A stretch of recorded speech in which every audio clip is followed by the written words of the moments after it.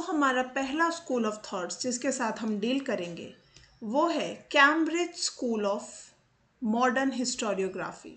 जैसा कि नाम से ही समझ में आता है, ये यूनिवर्सिटी ऑफ कैम्ब्रिज यूनिवर्सिटी में डेवलप हुआ अराउंड 1960s। और ये यूनिवर्सिटी है ऑफ कोर्स इंग्लैंड में।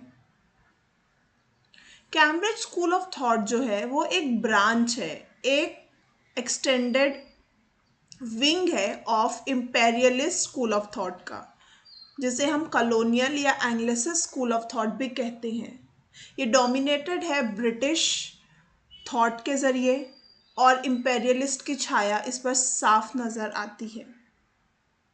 According to this school of thought, the fundamental contradiction under colonial rule was not between imperialism and Indian people, but among the Indian themselves.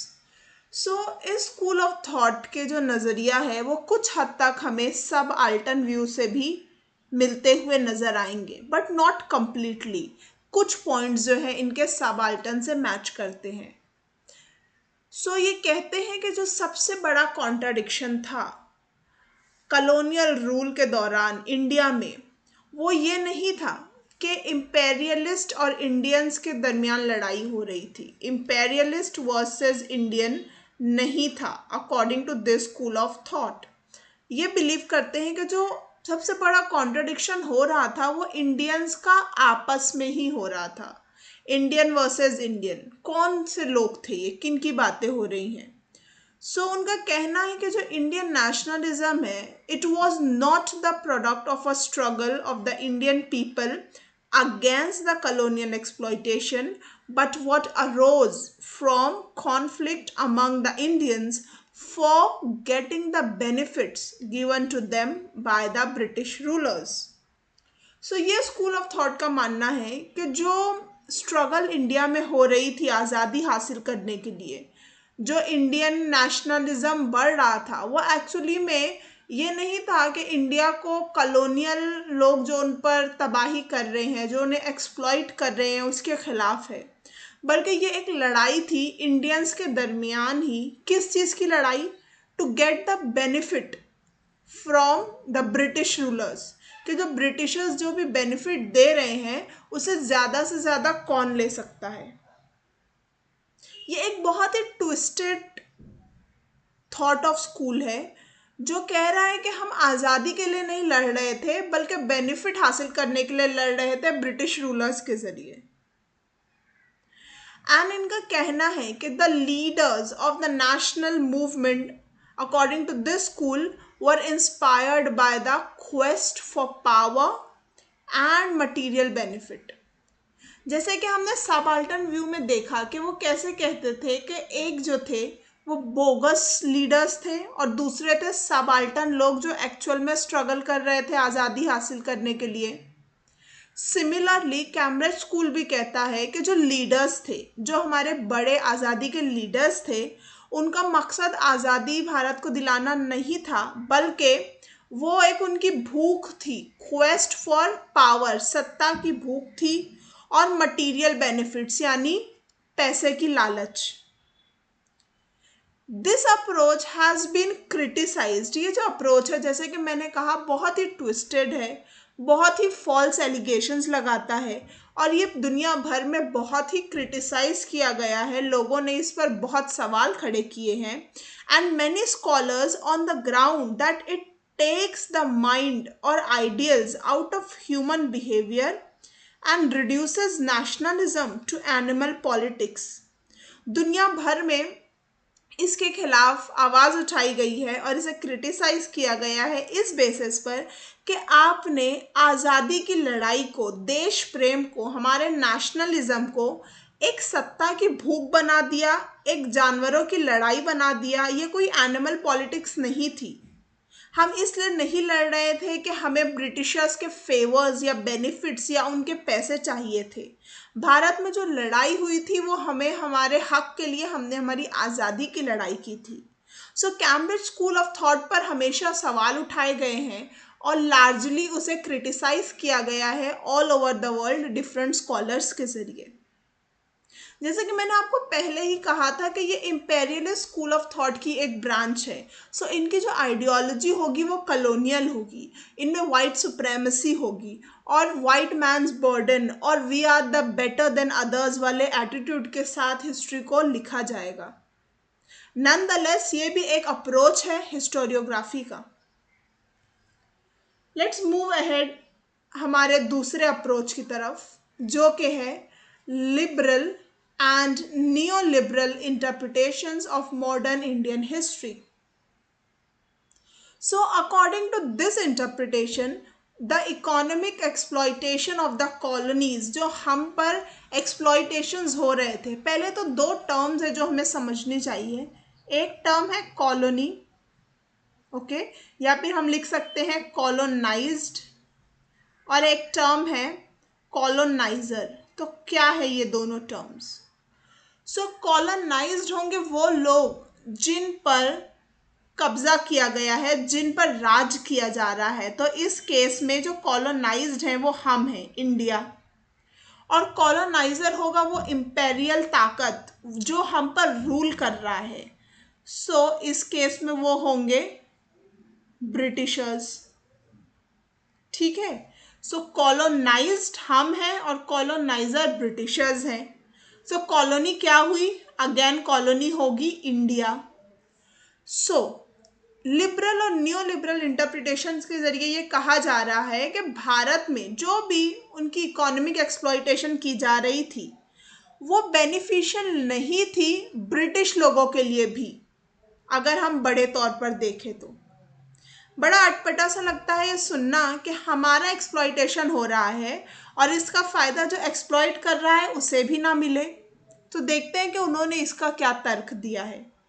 सो इस school of thought का कहना है कि the availability of markets for British industrial goods in the colonial world and capital investment in overseas might have actually discouraged the domestic investment and delayed the development of what of new industries in Britain। तो हमें समझना होगा यहाँ पर, जैसा कि हम जानते हैं कि यूरोपियन भारत आए किस लिए थे?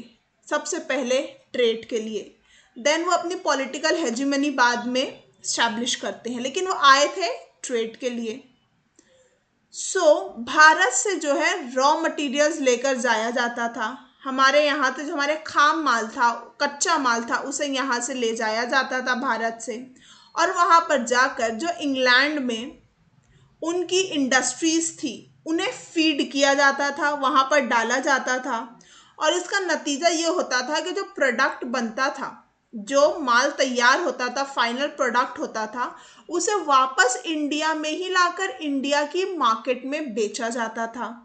तो एक तरीके से हम ब्रिटिशर्स के लिए कच्चा माल लेने और फाइनल प्रोडक्ट बेचने की मार्केट बन गए।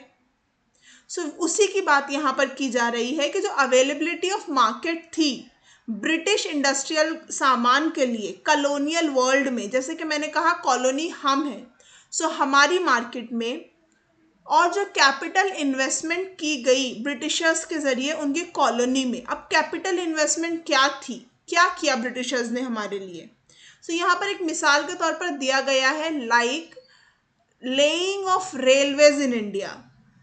जी हाँ, ब्रिटिशर्स के ज़रिए जो कुछ अच्छे काम किए गए हैं उनमें एक है रेलवेज की जो शुरुआत की गई भारत में और जो ट्रैक्स बिछाए गए। और ये कब हुआ? ये होता है 1853 में। फर्स्ट जो है ट्रेन जो कि मुंबई से थाना के दरमियान चलाई गई थी, जो कि लॉर्ड डलहौजी ने शुरू किया था, जो कि एक बहुत ही अच्छा एफर्ट माना गया। हाँ, उसके रीजंस उनके शुरू करने के खुद के ही लिए था, उनका पर्सनल मोटिव था रेलवे शुरू करने का। ऐसा नहीं था कि भारत को एडवांस बनाने के लिए किया गया था, वो अपने ट्रेड पर्पस से ही शुरू किए थे, बट नॉनदलेस एक अच्छा इनिशिएटिव था। लिबरल स्कूल ऑफ थॉट कहती है कि इसकी वजह से इंग्लैंड में पैसा कम पहुंचा क्योंकि इन्वेस्टमेंट इंडिया की रेलवेज में हो गया। और यही उनका कहना है कि जो हमारी डोमेस्टिक इन्वेस्टमेंट है, ठीक है, ब्रिटेन की डोमेस्टिक इन्वेस्टमेंट मतलब जो ब्रिटेन में होगी, जो इंग्लैंड में होगी, वो कम हो गई। और उनका कहना है कि इसकी वजह से उनका जो प्रोसेस है वो डिले हो गया। किस चीज़ का प्रोसेस? प्रोसेस नई इंडस्ट्रीज इंग्लैंड में शुरू करने का। और साथ ही साथ इस जो स्कूल ऑफ थॉट के मानने वाले हैं, एडवोकेटर्स हैं, the proponents of the school of thoughts are Patrick O'Brien, Hopkins and Cain. ये तीनों जो है लिबरल और new liberal school of thought के एडवोकेट्स हैं, और इनका मानना है कि भारत में इन्वेस्टमेंट करने की वजह से हमें हमारे देश में कम इंडस्ट्रीज मिली। साथ ही साथ इनका कहना है कि इनके मार्केट्स में अवेलेबिलिटी बढ़ाने की वजह से, कॉलोनियल वर्ल्ड में इन्वेस्टमेंट की वजह से हमारी इकोनॉमी अफेक्ट हुई। हालांकि हमने देखा है और हम आगे भी देखेंगे, जो हमारे डिफरेंट इकोनॉमिस्ट ने और हमारे जो नेशनलिस्ट हिस्टोरियन ने इकोनॉमी के हालात बताए हैं, उससे साफ नज़र आता है कि अगर कोई लूजिंग साइड पर था इकोनॉमिक पॉलिसीज की वजह से, तो वो भारत था। किस तरह हमारे यहाँ डी इंडस्ट्रियलाइजेशन हुई, हमें कैसे कमर्शलाइज्ड किया गया, इवन हमारी जो किसानी थी, जो खेती बाड़ी थी, उस पर रेस्ट्रिक्शंस लगाए गए, हमें कैश क्रॉप्स उगाने में, हमें नकदी फसलें उगाने पर मजबूर किया गया। हम ये सब डिटेल में डेफिनेटली आगे के वीडियोस में देखेंगे।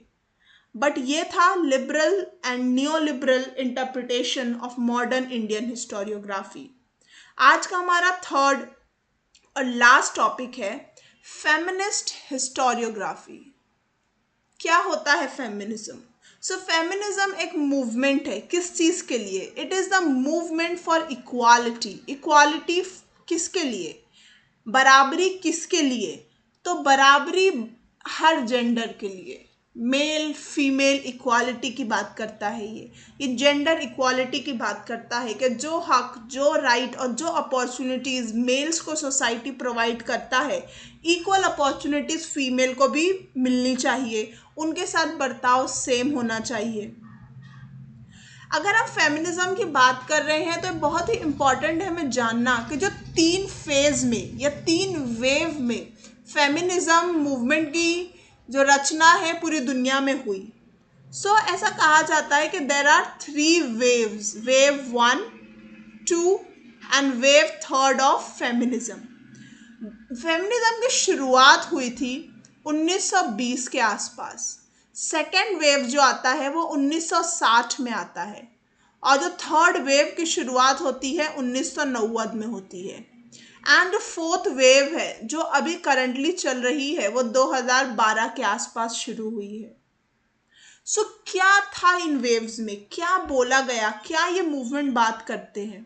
जैसे कि अगर हम एग्जाम्पल के तौर पर देखें तो जो फर्स्ट वेव था, इसमें विमेन की राइट टू वोट की बात की गई अमेरिका में, और कहा गया कि अगर मेल्स के पास ये राइट है कि वह इलेक्शन में वोट करे, तो women should also have that right. 1960 के आसपास जो सेकेंड वेव ऑफ फेमिनिज्म हुआ, इसमें सोशियो पॉलिटिकल इक्वालिटी की बात की गई, ऑक्यूपेशन की बात की गई, और समाज में महिलाओं को क्या हक मिलने चाहिए उस पर बात की गई और लड़ाई की गई।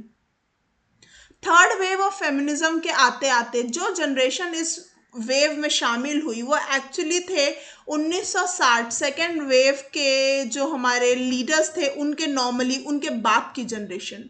तो ये जनरेशन ने सेकेंड वेव को आगे बढ़ाया।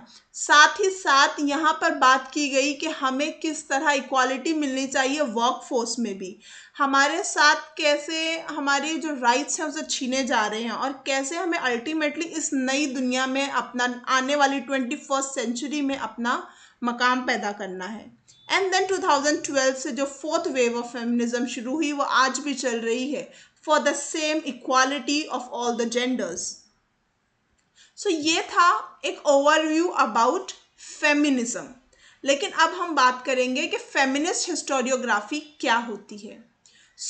The shift in terms of the writing of women's history वो शुरू हुई थी, it began with the women's movement in the 1970s, यानी सेकेंड वेव ऑफ फेमिनिज्म के आसपास की बात हो रही है, which provided the context and impetus, इसने उसका हमें context दिया और इस बात पर जोर डाला, for the emergence of women's studies in India. Okay, very soon women's history broadened and assumed the more complex shape of gender history.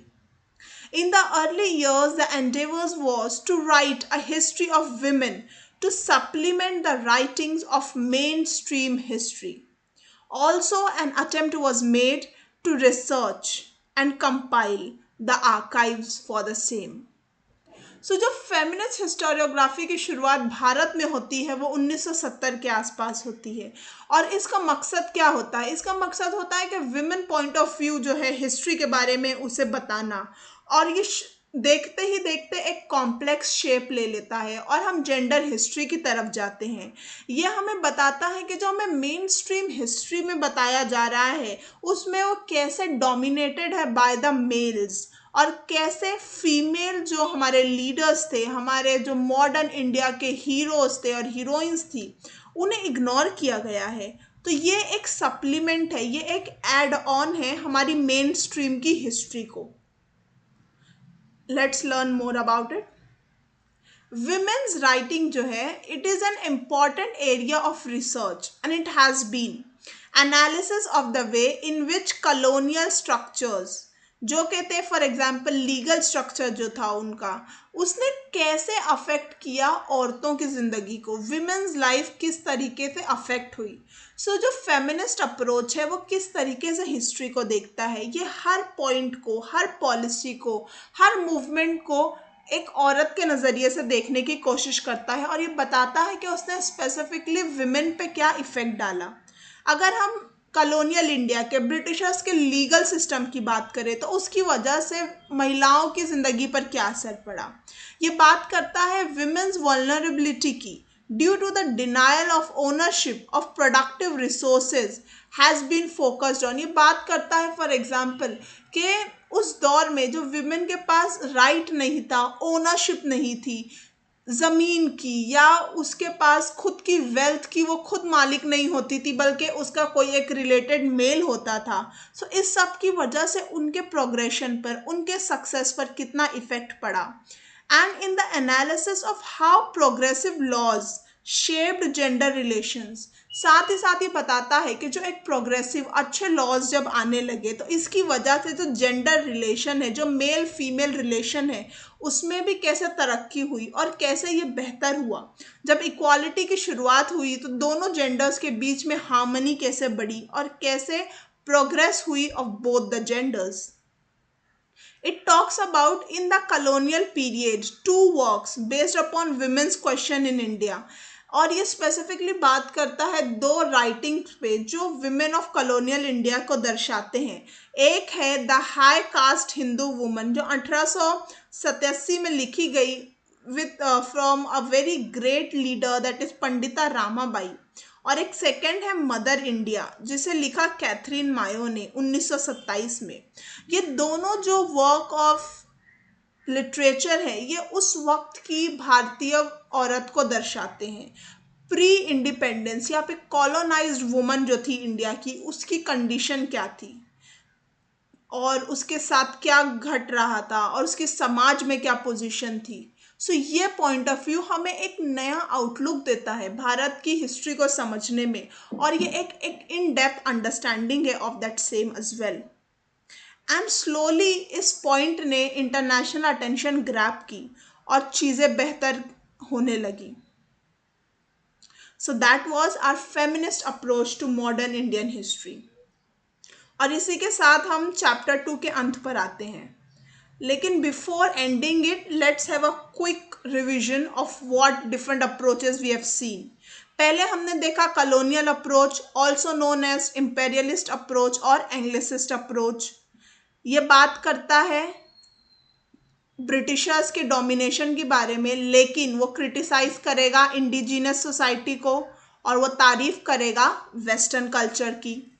Then इसके आंसर में सेकंड अप्रोच आता है जो कि कहलाता है नेशनलिस्ट अप्रोच।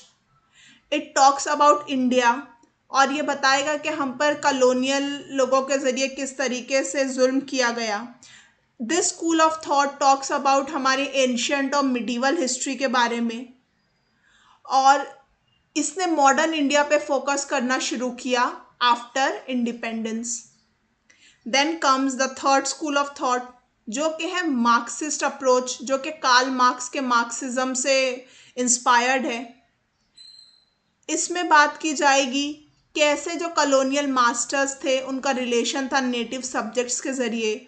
यहाँ पे मटीरियलिज्म की बात की जाएगी, socio economic point of view को जोड़कर देखा जाएगा, और बात की जाएगी हैव और हैव नॉट्स की, बुर्जुआसीज और प्रोलिटरेट की। देन आता है सबाल्टन अप्रोच, जो कि शुरू हुआ था एंटोनियो ग्राम्सी के ज़रिए जर्मनी में, बट इंडिया में इसकी शुरुआत हुई थी रंजीत गुहा के ज़रिए। ये बात करेगा हमारे कॉमन मासेस की, और बात करेगा कैसे इलाइटिस के ज़रिए बायस रहा और कौन असल में भारत की आज़ादी के लिए लड़ा। देन आता है वेरी प्रॉब्लमेटिक अप्रोच, जो कि है कम्युनलिस्ट अप्रोच। ये हिंदूज और मुस्लिम को एक दूसरे का राइवल करार देते हैं और बताते हैं कि वो म्यूचुअली कितने ही डिफरेंट है और एंटागोनिस्टिक हैं एक दूसरे के प्रति, और कैसे ये एक दूसरे के साथ नहीं रह सकते, और अल्टीमेटली कैसे हमें पार्टीशन सहना पड़ा हमारी आज़ादी के साथ साथ 1947 में। देन इम्पेरियलिस्ट स्कूल की ही एक ब्रांच, जो कि है कैम्ब्रिज स्कूल, जो कि इंग्लैंड में शुरू हुई, हमें उसके बारे में जानने का मौका मिलता है। और इससे हम जानते हैं कि कैसे बताया गया था कि जो ब्रिटिशर रूलर्स थे वो इंडिया को कैसे यूज़ कर रहे थे, लेकिन ऑफ कोर्स यहाँ पर ये नहीं कहा जाएगा कि वो यूज़ कर रहे थे। यहाँ पे इंडियन नेशनलिज्म को एक एनिमल पॉलिटिक्स के ज़रिए दर्शाया गया है और सिर्फ हर चीज़ को सत्ता की भूख पर लाकर ख़त्म कर दिया है, जो कि बहुत ही क्रिटिसाइज हुआ है all over the world. Then liberal और न्यो लिबरल अप्रोच, जो कि बात करता है कि भारत में जो कैपिटल इन्वेस्टमेंट हुआ उसके ज़रिए इंग्लैंड में न्यू इंडस्ट्रीज़ नहीं आई और उनके प्रोग्रेस पर एक हॉल्ट लगा, जो कि अगेन इकोनॉमिस्ट ऑफ इंडिया के ज़रिए काफ़ी गलत साबित किया गया है। देन लास्टली हमने डील किया फेमिनिस्ट हिस्टोरियोग्राफी के बारे में, और ये कैसे दर्शाता है वुमेन की वल्नरेबिलिटी को, और कैसे ये बताता है कि जितने भी डिनायल ऑफ ओनरशिप भारतीय वुमेन को सहने पड़े, और कैसे मॉडर्न इंडिया में भारत की महिला ने ज़िंदगी गुजारी और what were there condition in that.